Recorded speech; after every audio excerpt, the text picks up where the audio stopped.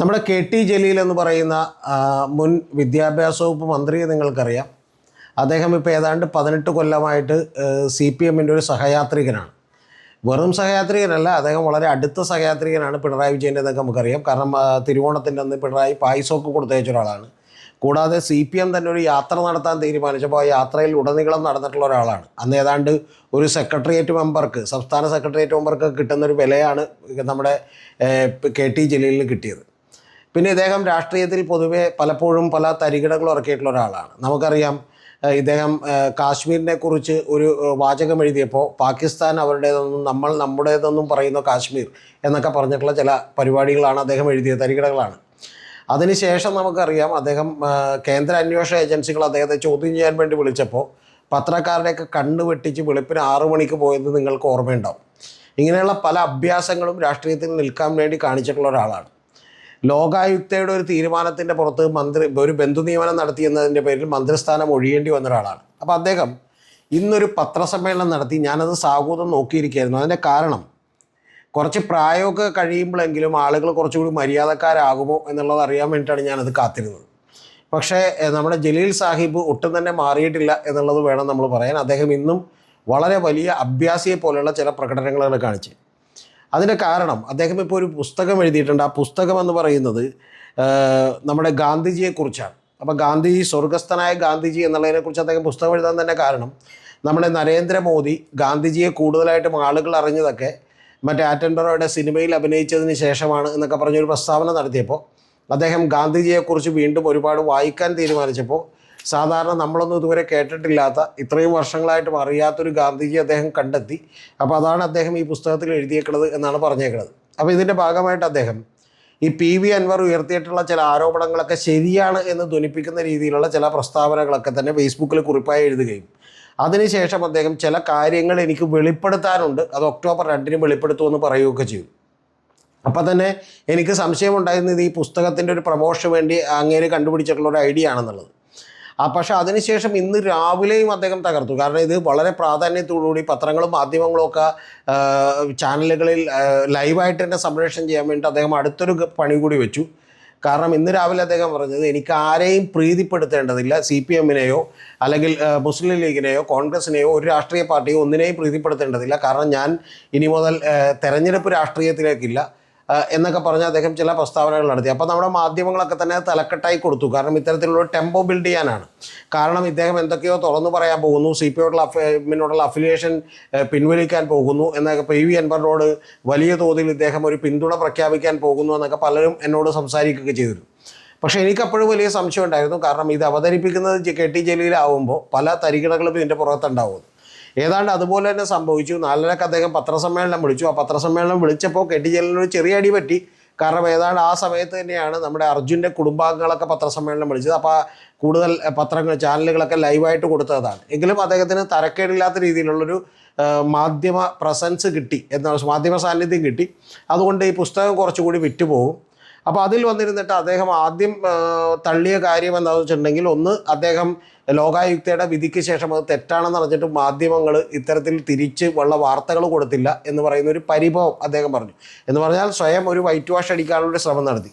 യഥാർത്ഥത്തിൽ കേരള രാഷ്ട്രീയത്തിൽ ഇപ്പോൾ ബാലകൃഷ്ണ പിള്ളയൊക്കെ കഴിഞ്ഞിട്ടുണ്ടെങ്കിൽ ഒരു സ്വജനപക്ഷപാതത്തിൻ്റെ പേരിൽ ലോകായുക്തയുടെ വിധിയുണ്ടായി പുറത്തേക്ക് പോകേണ്ടുന്നൊരു മന്ത്രിയാണ് കെ ടി ജലീൽ എന്നുള്ളത് നിങ്ങളാരും മറന്നു കളയരുത്.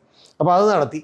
അതിനുശേഷം അദ്ദേഹം ഈ മാധ്യമങ്ങളിലേക്ക് ശ്രദ്ധ പിടിച്ചു പറ്റാനുള്ള അഭ്യാസങ്ങളൊക്കെ രാവിലെ തന്നെ നടത്തിയിരുന്നു. അതിനുശേഷം ഇതിൽ അടുത്ത കാര്യം അദ്ദേഹം പറയുന്നത്, PV അൻവർ പറയുന്ന ചില കാര്യങ്ങളിൽ അദ്ദേഹം പിന്തുണക്കുന്നുണ്ട് എന്ന് പറഞ്ഞാൽ പോലീസുകാരെ സംബന്ധിച്ച് നടത്തുന്ന ചില വിമർശനങ്ങൾക്ക് അദ്ദേഹത്തിൻ്റെ പിന്തുണയുണ്ട് എന്നുള്ളതാണ്. അതും അദ്ദേഹം ഒരു മാധ്യമ ശ്രദ്ധ പിടിച്ചുകിട്ടാൻ പറഞ്ഞിട്ടുള്ള ഒരു കാര്യമാണ്.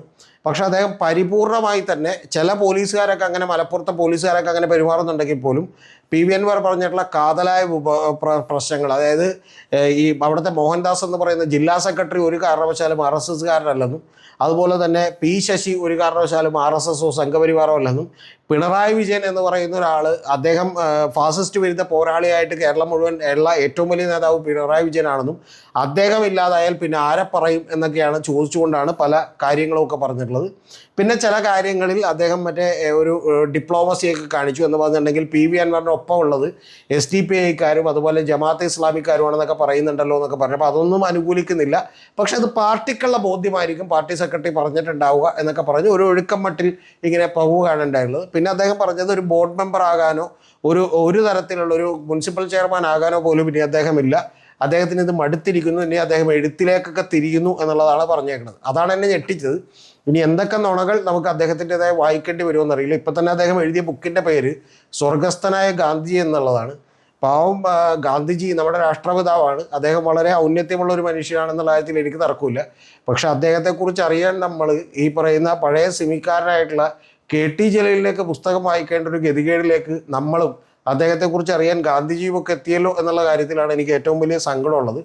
ഇതിൻ്റെ കൂട്ടത്തിൽ ഇന്ന് പുള്ളി തുറന്നും ഇത് പറഞ്ഞിട്ടുണ്ട്. അത്ര വലിയ അഭ്യാസി അല്ലാത്തതുകൊണ്ട്, ഇദ്ദേഹം നടനല്ലാത്തതുകൊണ്ട് തുറന്നൊരു കാര്യം പറഞ്ഞു. കാരണം ഒരു മാധ്യമപ്രവർത്തകൻ ഇദ്ദേഹത്തോട് തന്നെ ചോദിച്ചിരുന്നു, താങ്കളുടെ പുസ്തകം വിൽക്കാനുള്ള ഒരു പദ്ധതിയല്ലേ ഇത്, താങ്കൾ ചില വെളിപ്പെടുത്തലുകൾ നടത്തുമെന്നൊക്കെ പറഞ്ഞിരുന്നല്ലോ, അപ്പോൾ അതെന്തായെന്ന് ചോദിക്കുമ്പോൾ അദ്ദേഹം കൃത്യമായി പറഞ്ഞേക്കുന്ന ഒരു കാര്യം, നിങ്ങൾ എന്നെ പൊട്ടനാക്കുമ്പോൾ ഞാൻ നിങ്ങളെ പൊട്ടീസാക്കാൻ വേണ്ടി തീരുമാനിച്ചു എന്നുള്ളതാണ്. കൂടാതെ ശ്രദ്ധിക്കേണ്ട ഒരു കാര്യം എന്ന് പറഞ്ഞാൽ അദ്ദേഹത്തിൻ്റെ മകൻ, ആ മകനെക്കുറിച്ച് കൂടി ഒരു ചെറിയ പ്രൊമോഷൻ ഇതിൻ്റെ ഇടയ്ക്ക് നടത്തിയിട്ടുണ്ട്. മകന് ഇദ്ദേഹത്തിനെതിരെ 2 കേസുകൾ കൊടുത്തത് മീഡിയ 1 ആണെന്നും ആ 2 കേസുകൾ, ഒന്ന് സിവിൽ കേസും ഒന്ന് ക്രിമിനൽ കേസും കൊടുത്തുവെന്നും ആകെ 3 കേസുകളാണ് കേരളത്തിലുള്ളതെന്നും ഒരെണ്ണം നമ്മുടെ നിയമസഭയിൽ നടത്തിയിട്ടുള്ള കയ്യാങ്കളിയാണെന്നും മറ്റ് 2 ഈ മീഡിയ 1 കൊടുത്തതാണെന്നും. അപ്പോൾ ആ കേസുകളിൽ ഇപ്പോൾ ഫ്രീ ആയിട്ട് വാദിക്കുന്നതിന് വേണ്ടി അദ്ദേഹത്തിൻ്റെ മകൻ ഇപ്പോൾ വക്കീലായിട്ടാണെന്നും കോഴിക്കോട് കോടതിയിൽ പ്രാക്ടീസ് ചെയ്യുകയാണെന്നും, അപ്പോൾ അതുകൊണ്ട് തന്നെ മുഹമ്മദ് ഫാറൂഖ് എന്ന് പറയുന്ന മകൻ വക്കീലായതുകൊണ്ട് ഇനി ഇപ്പോൾ ഒന്നും പേടിക്കാനില്ല എന്ന് പറയുന്ന ഒരു ചെറിയ പ്രൊമോഷൻ മകന് കൂടി കൊടുത്തിട്ടുണ്ട്.